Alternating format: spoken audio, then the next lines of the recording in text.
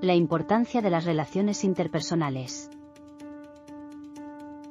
Hoy exploraremos cómo nuestras relaciones impactan nuestro bienestar emocional y social.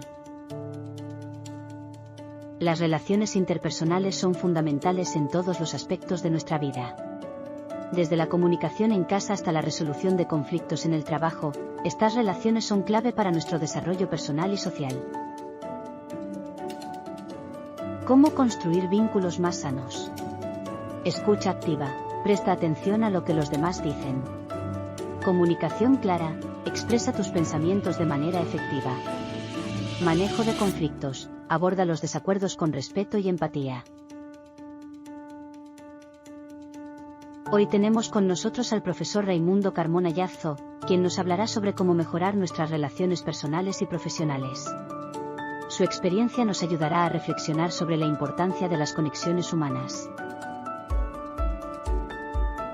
Gracias por acompañarnos en esta charla.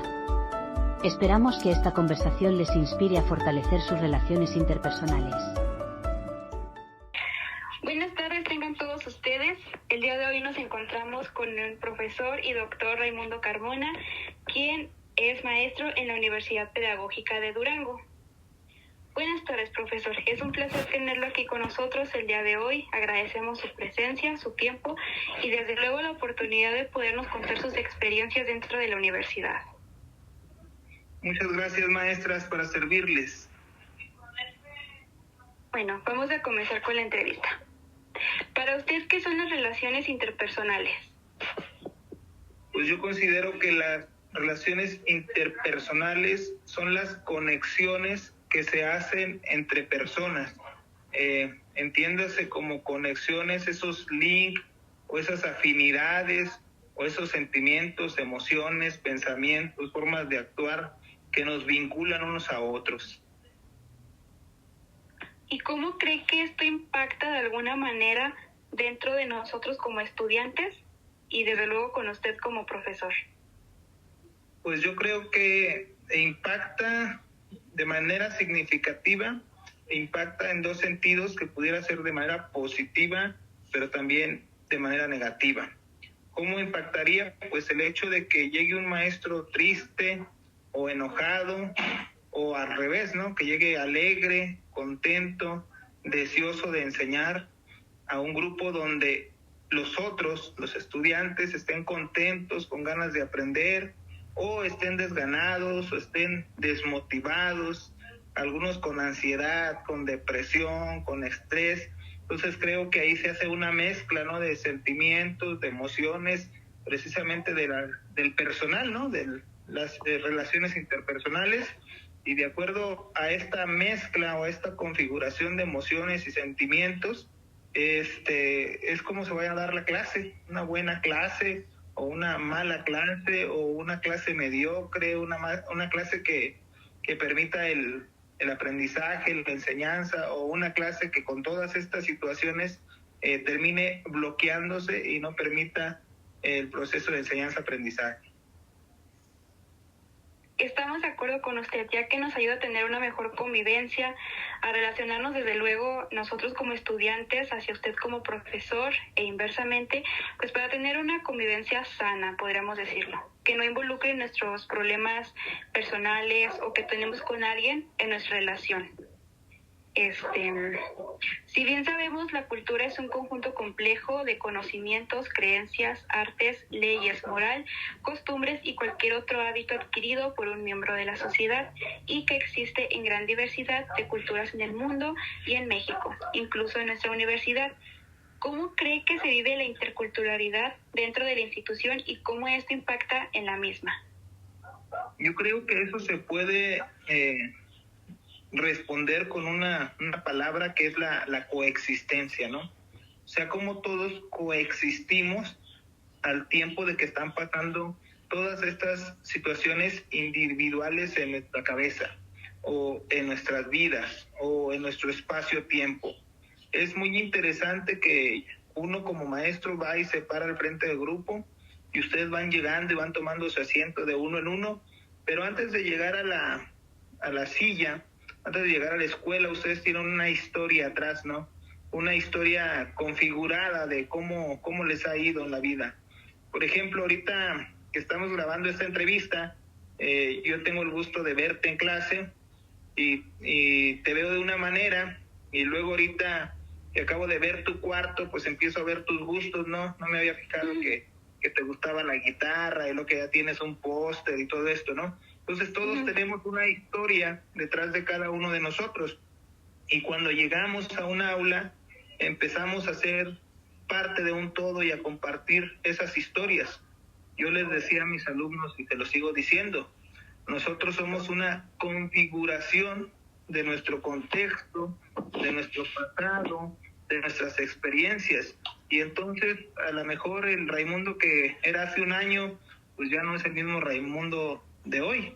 Eso aplica para todas las personas que van a un grupo. Entonces, su personalidad se va modificando conforme sea más conveniente. Y es así como actúa también dentro del aula, ¿no? Entonces, yo puedo tener un alumno muy malo este año, y el año que entra a lo mejor ese alumno que era malo ahora resulta que es un poquito mejor, o al revés, ¿no? Que era muy bueno y de repente ya es un alumno malo, y no va a ser tanto por sus conocimientos y sus capacidades, sino por situaciones personales, intrapersonales que le están pasando a su alrededor. Entonces yo creo que de esa manera afecta tanto en la enseñanza, en el aprendizaje, en sus conocimientos, en sus amistades, en sus relaciones. De esa manera afecta las configuraciones diferentes de cada quien.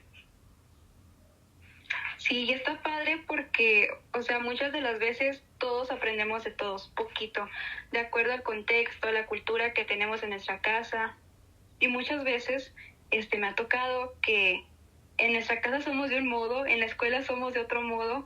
Entonces yo pienso que también de acuerdo al contexto, pues afecta mucho e impacta en los demás, en los que nos rodean en ese momento, pues las relaciones. Siguiendo con esto, ¿cómo usted cree que las crisis de los estudiantes afectan su desempeño académico? Esa pregunta es interesante por lo siguiente. Yo digo que una manzana podrida pudre a las demás, no hablando en el sentido negativo, también aplica para el sentido positivo.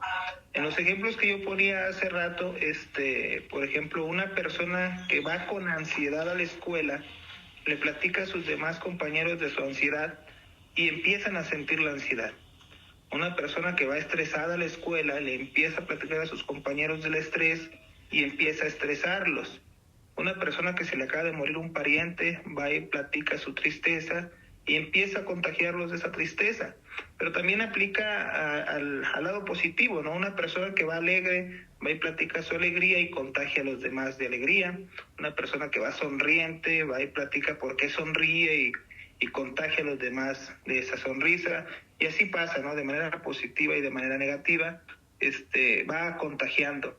Entonces, lo que sucede cuando tú contagias este modo de actuar, o este modo de pensar, o este modo de sentir, lo que sucede es que afecta directamente con los demás, que en este caso sería el proceso de enseñanza-aprendizaje. No es lo mismo cuando tú trabajas con alumnos motivados que se acaban de ganar el trofeo de fútbol que ganaron un día o 2 días antes y andan muy contentos, que con los niños que acaban de perder un torneo o que acaban de perder un pase a la final de fútbol o no sé. Entonces, los sentimientos y las emociones positivas generan que el aprendizaje sea más fácil de adquirir, más emocionante, y cuando andan todos agüitados y todos tristes, como que se vuelve más complicado poderle enseñar a los niños.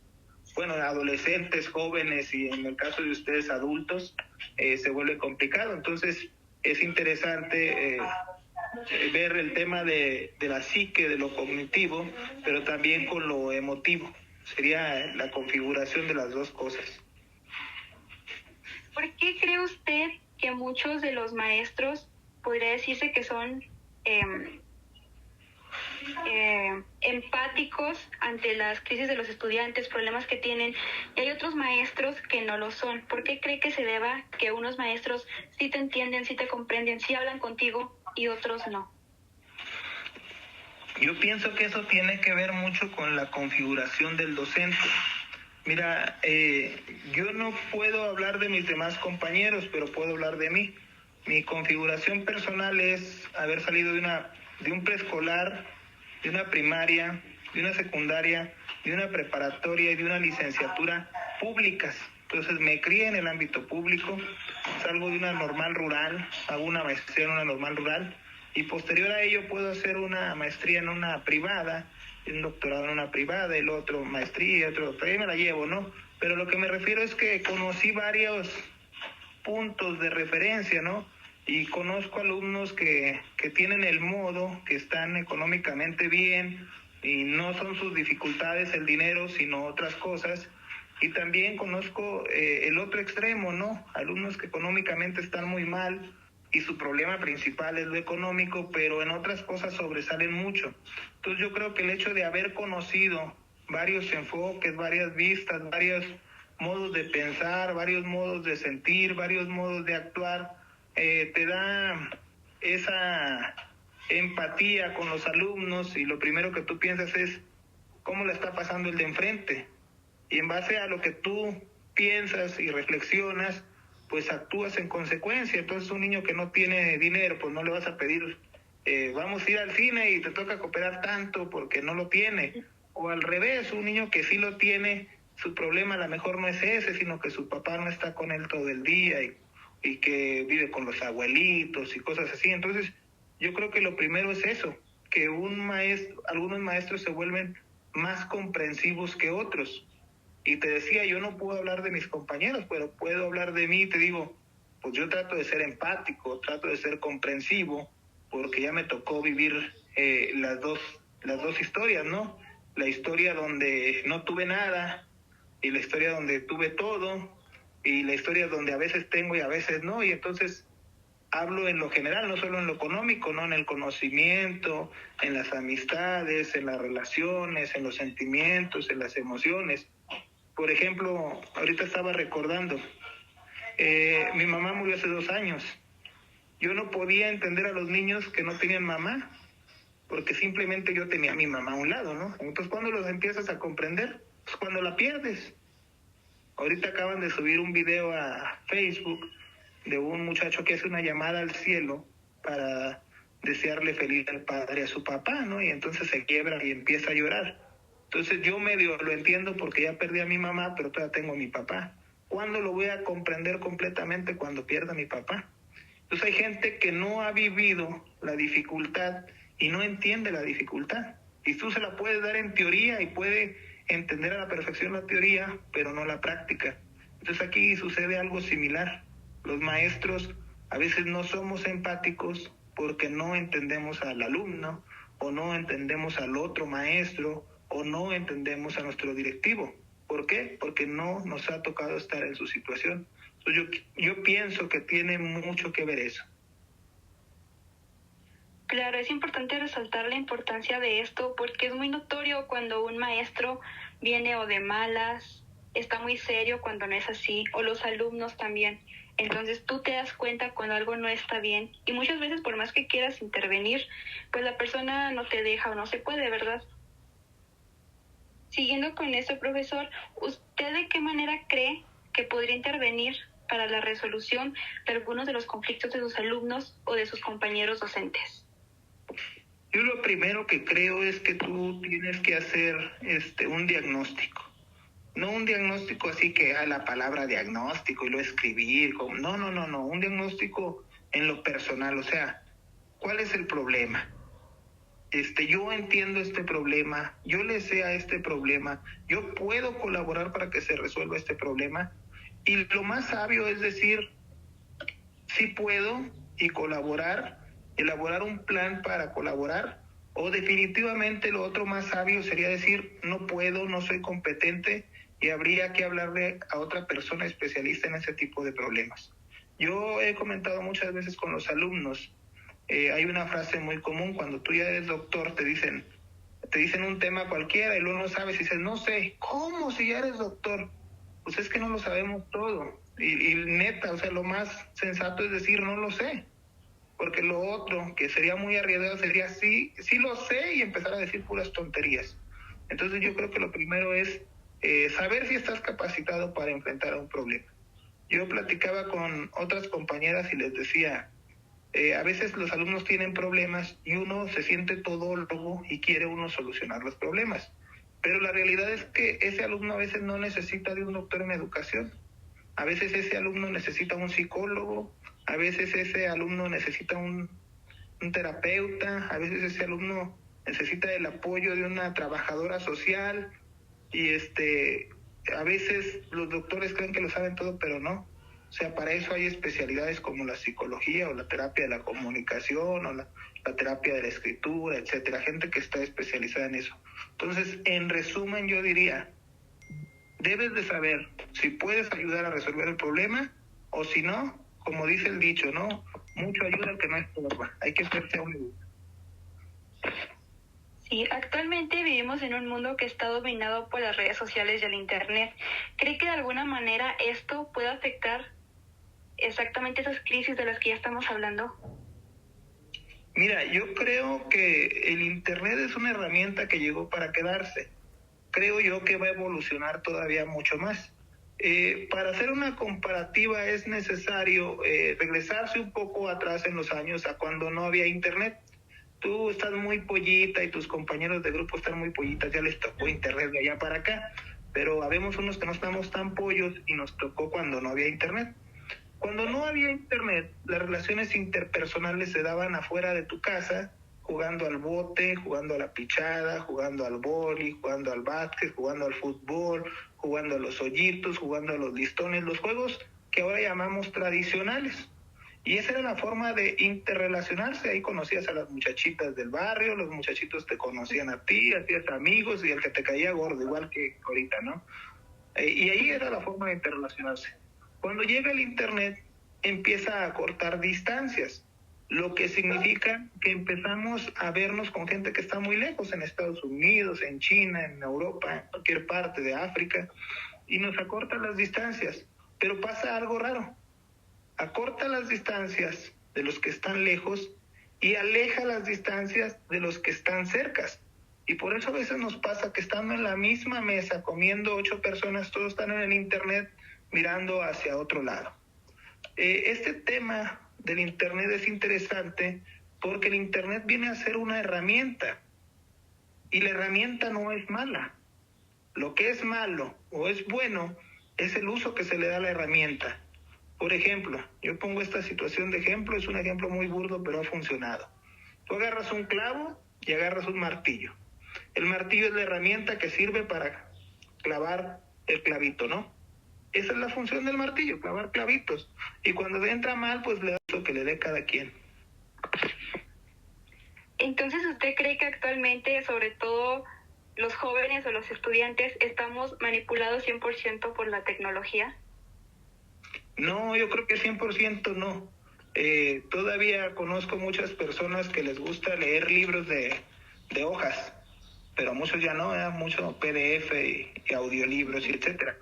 Pero el tema no es ese, o sea, no es que tuviera 100% condicionado al Internet o 50 o el 10%. El tema es qué uso le das. Por ejemplo, yo no tengo hijos, pero si tuviera y mi hijo se la pasa 3 horas en Duolingo aprendiendo francés, inglés, portugués o cualquier otro idioma, pues que se pase 3 o 5 horas a mí no me preocupa ni me apura. Pero si se avienta 3 o 5 horas pegado al Facebook sin hacer nada productivo, pues ahí sí me apuraría un poquito.